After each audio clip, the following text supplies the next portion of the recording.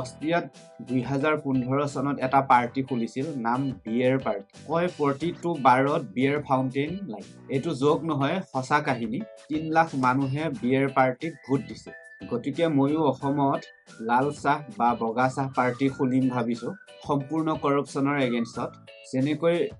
অৰবিন্দ কেজৰিৱালে আম আদমি পাৰ্টি খুলিছিল কৰপশ্যন শেষ কৰিবলৈ ঝাৰু লৈ আহি ঝাৰুৰে তেওঁ কৰপশ্যন শেষ কৰিব বিচাৰিছিল ঠিক তেনেকৈ মই অফিচ কাৰ্যালয়বোৰত লাল চাহ যোগান ধৰিম তেতিয়া অফিচৰ কৰ্মচাৰীসকলে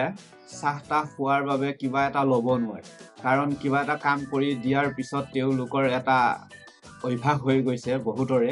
চাহ তাহ খাবৰ বাবে কিবা এটা দিয়ক গতিকে মই ভাবিছো যদি চাহ তাহ অফিচ কাৰ্যালয়তে যোগান ধৰা যায় তেনেহলে চাহ তাহ খোৱাৰ বাবদ তেওঁলোকে কোনো ধৰণৰ খৰচা পাতি খুজিব নোৱাৰিব তেনেস্থলত দুৰ্নীতি